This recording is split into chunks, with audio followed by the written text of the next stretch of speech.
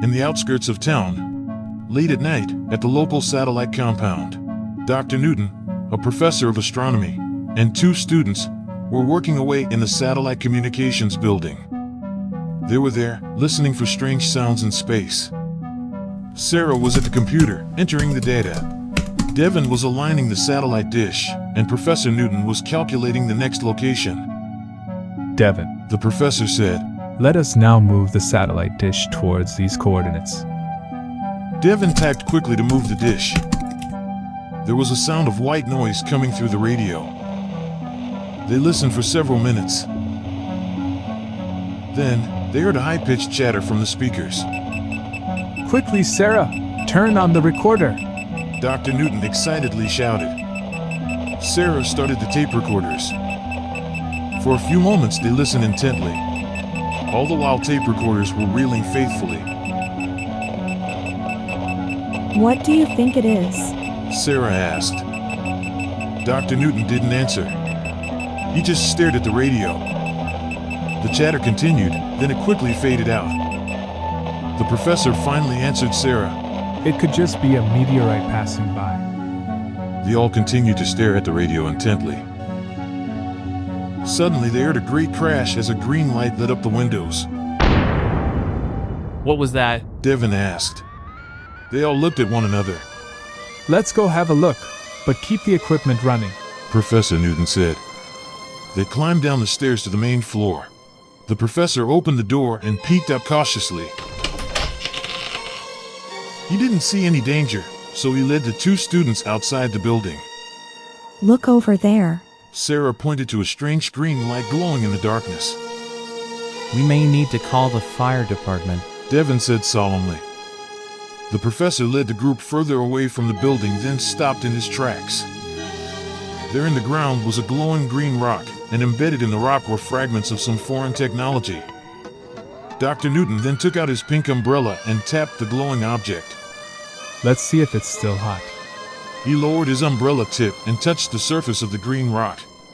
Then, he examined his umbrella for any signs of heat damage.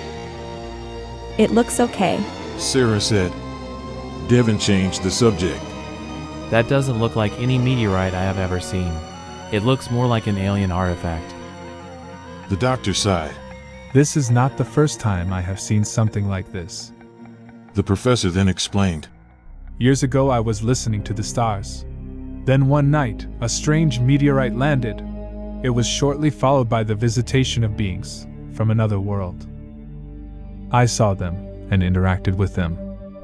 He looked to the sky. I know it sounds insane. I have spent my whole life and career trying to find them again. For all these years, I have actually been transmitting their original signal back into space, hoping that something would respond back. He sounded so serious that Devin and Sarah couldn't help but believe he saw something. But aliens? They weren't sure. The professor then pointed to the glowing rock and the technological components within it.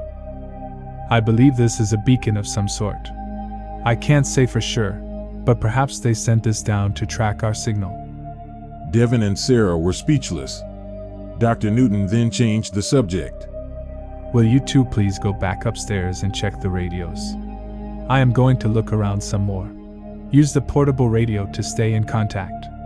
And let me know if anything changes with the radio signal. Sarah and Devin left while the professor remained outside.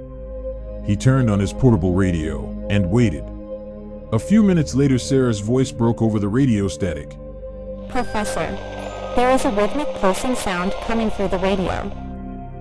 Dr. Newton responded. Please keep recording it. Devin now came through on the radio. What do you mean?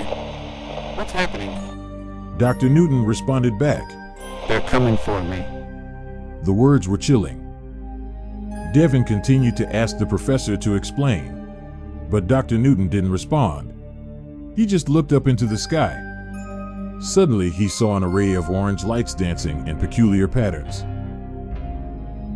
Then a green light burst forth and shone down upon the professor and the strange meteorite. Slowly, two figures appeared in the green light. They had large bulbous heads with insect eyes. The professor heard them buzzing and clicking as if speaking to each other.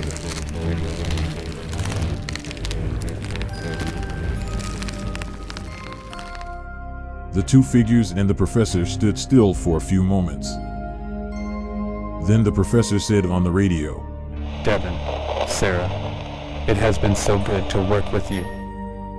Somehow Dr. Newton knew the beings were calling for him. Sarah and Devin looked at one another in shock. The professor spoke into the radio again with a hint of joy and excitement. I am going now.